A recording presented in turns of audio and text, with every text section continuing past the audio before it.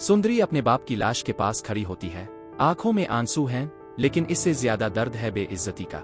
जंदाद का फैसला इस पर बिजली की तरह गिरता है। इसे मेरी जमीन पर दफनाया नहीं जाएगा। ये सिर्फ एक इनकार नहीं था, ये एक बेटी के वजूद को ठुकराना था। सुंदरी को समझ आ जाता है कि इस खानदान में इंसान की नहीं, सिर्फ जमीन और वारिस की कीमत है।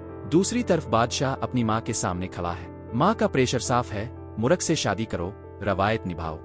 लेकिन बादशाह के लफ्ज भी पहली बार इतने मजबूत नजर आते हैं। वो कहता है कि वो अपनी पहली मोहब्बत को नहीं भूल सकता। यहाँ कहानी दो हिस्सों में तकसीम हो जाती है। एक तरफ मोहब्बत, दूसरी तरफ खानदानी ईगो। और फिर सबसे ज्यादा हिला देने वाला सच सामने आता है।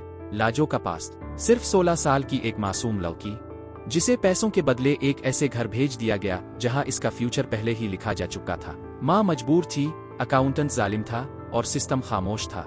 लाजो को सिर्फ इसलिए खरीदा गया कि वो वारिस पैदा करे। ये सीन सिर्फ इमोशनल नहीं था, ये सोसाइटी के मुंह पर थप्पड़ था। क्या औरत सिर्फ वारिस पैदा करने के लिए होती है? क्या इज्जत सिर्फ मर्दों के नाम से होती है?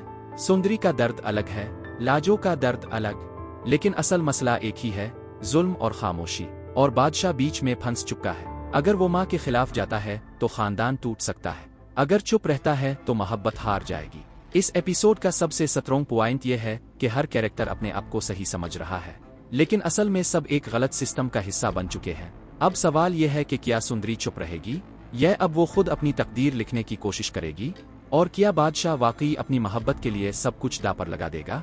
मुझे लगता है अगले एपिसोड में यह तो रिश्तों का फैसला होगा या फिर खोली जंग शुरू होगी। लाजो का पास्ट अभी पूरा रिवेल नहीं हुआ और हो सकता है कि ये राज किसी और बड़े ट्विस्ट से जला हो। अगर आप हर एपिसोड का detail break down, hidden meanings और नेक्स्ट एपिसोड की स्ट्रॉन्ग प्रिडिक्शन चाहते हैं तो हमारे चैनल ड्रामा शाट्स को सब्सक्राइब जरूर करें, वीडियो को लाइक करें और कमेंट में बताएं कि आप किसके साथ हैं, सुंदरी या बादशाह। मिलते हैं नेक्स्ट एपिसोड के एनालिसिस में, जहां कहानी और ज्यादा इंटेंस होने वाली है।